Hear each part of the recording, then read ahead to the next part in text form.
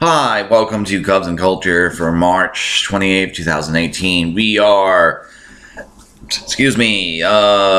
24 hours and 3 minutes away from the first pitch, and I'm all bubbly, as you can tell by my incredibly engaging voice. Anyway, the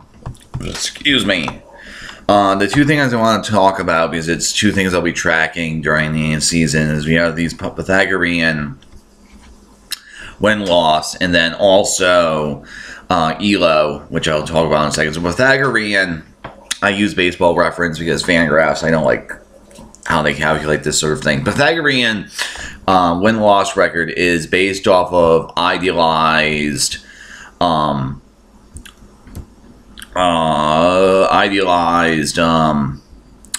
statistical performances. So you basically, it's tracking the season as a whole.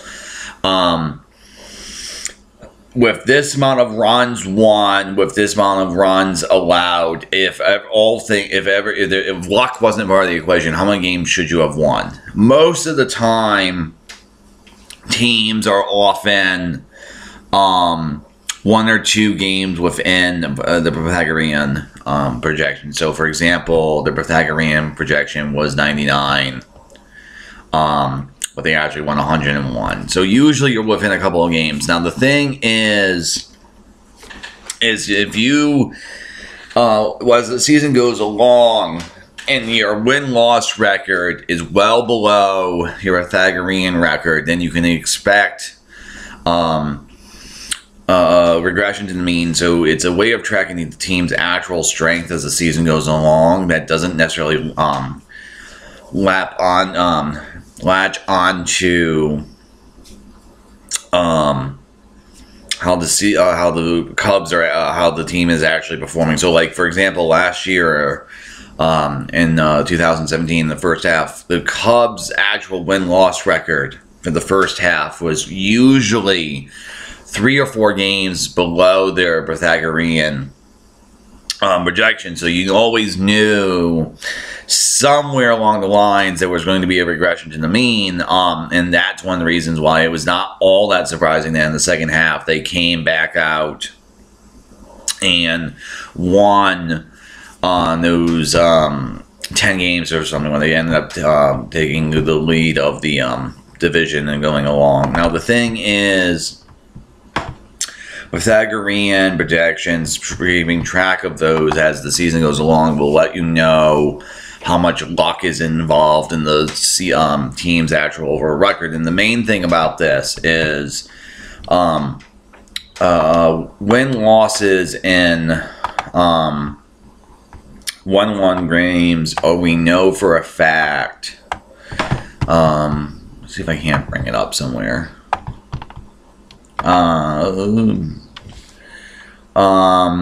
New attendance, I can't seem to find it. Oh, here we go. Scheduling results. The other thing you need to keep track of is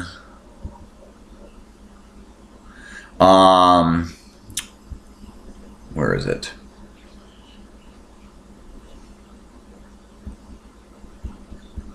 Here we go. 1-1 one-run games. 1-1 games, we know for a fact that they are your overall record in them should be 500. If it's a good team, because the one-run over the course of 162 games, 1-1 losses are functionally random, or essentially random. It's mostly a product of luck and timing. Luck being who's locked in, etc. So if a team is well above 6 isn't quite enough. But a couple of years ago, like for the Rangers, which won 101 games, they won 36-6 one-run games, and then got swept by the Indians. Like, that's absolutely an indication that it's a paper tiger team. So you don't want to really overperform your Pythagorean projections, and you definitely don't want a huge number of 1-1 wins. Now, the other thing I like using is 538, because, you know, I guess I can, is they have these things called ELO ratings, which are a direct measurement of a team's dominance, where 1500 is perfectly average, and 1400 is god awful, and 1600 is very, very good. I just think the numbers end up just being a scale. And the things they really keep track of is run differential, because run differentials actually how Pythagorean projections are calculated. So the greater the run projection you have, the more games you're going to win, obviously. And if you have a negative run differential, but you have a winning record, that's going to result in a hard thing. In any case, so the Cubs, ELO is a measurement of dominance across time, where after every single game, all teams will adjust. So if you win, you go up a little bit. If you lose, you go down a little bit. Now let me click on the Cubs. So right now, the Cubs are projected to win 95 games, and then have a run differential of 127, and then make the playoffs between 76 and 56%, and then win division 55. And so that's what they're going to. That's the baseline.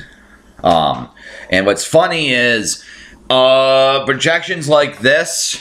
Right at this point, this data is going to be more accurate than the first 50 games. So if you look at the how this data is built, if you do it right now, this snapshot will be, and then if you just ignore the projections and just use the data for 50 games and then do projections, the data now is actually overall more accurate. So let's click on the Cubs. So that's how that does it, and then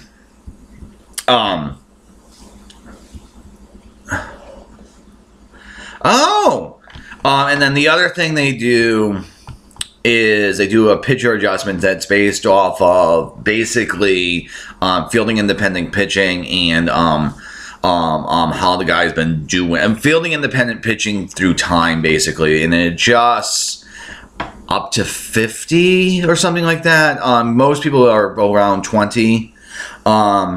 Lester apparently has a -6, which is a little bit weird. As season goes on, it will become more and more obvious, more and more accurate. So the first 4 games we're looking at 60% basically every single time. So you can basically think they'll probably win 3 or 4 next week. We'll see how it goes. One of the things I really like about baseball is it's really macro and micro at the same sort of time. Any case, so let's we can do that. I mean, then let me also show you the other thing if I can't find this real quick. Standing. Maybe. Yeah, and here we are. Here it is. The other thing I like about this is it does the complete history of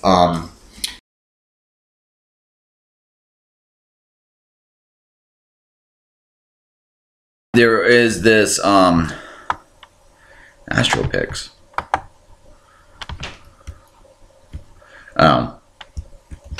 Whatever. Let me go back. 538 also has this. Because they've done track for the entire time, where they measure through time, so you can get actual snapshots between when exactly things happen. So Cleveland Spiders actually posted the worst season ever, but I don't really count them because of the way in which they didn't play. It was pre World Series, but I don't really count that. Anyway, where is the thing you can play around with?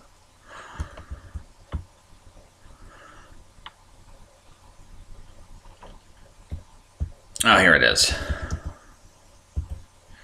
So the thing I like about it, so let me actually click on this. This is a good example of what I mean. The Astros won the World Series last year, but if you note, there's another team, they were never actually at the top of the pack in terms of that. I mean, they were always in the top sort of third. I mean, they only were a little bit, okay, but in actual fact, when the season ended at the overall point, the Indians were the best team in baseball. They just happened to play three mediocre games at the wrong time. Okay, so let me bring up my Cubs. So one of the neat things about the 2016, oh, that's the NLCS, that little dip right there. One of the neat things about the Cubs championship team was, it's one of the rare cases, let's see if I can't bring it up, one of the rare cases of them actually being the sort of best team in baseball, because let me click on that. Let me see if I can't get it. There it goes. See how it's always the top line? And so there's that. Now, let me also compare this to the Yankees. So one thing, okay, let me go back out for a second. So one of the things I like about Cubs history is how it sort of has peaks and valleys on this thing. But what I really mean is you have the glory days. I was just waving at the screen despite the fact I'm not on camera. You have the glory days right here, and then you have long periods of dip, and then you have another thing like that. Or if we go to the Astros for a second.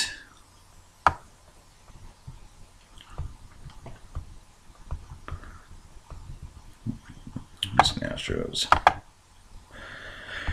Right, so you have this huge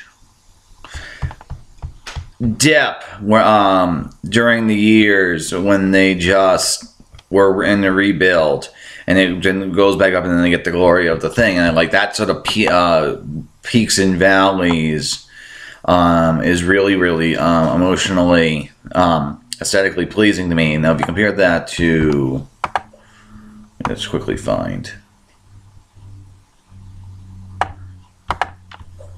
the Yankees. Let me blow them out. Right, so they have one. they have a little bit of a dip right here. Or then they didn't have a very good beginning, but then then they shoot off, and then they have long plateaus of greatness. Greatness in the sense of winning, but at the same time, it's just not very pleasing in terms of sort of its aesthetic shape. Whereas for the Astros and everything, it's just a much better, more of a roller coaster ride. Okay, so there's that. So I'm going to be talking about Pythagorean and Elo all the time. I always constantly use them. I'm constantly checking this thing. I'm a little bit annoyed that Diamondbacks are apparently still not getting respected because of last year was a huge sort of turnaround. So I guess people are thinking they're going to lose regress to the mean. But in any case, so that's going to be it for today. This was a little bit rambling. I just got up and I took NyQuil last night, which was a mistake.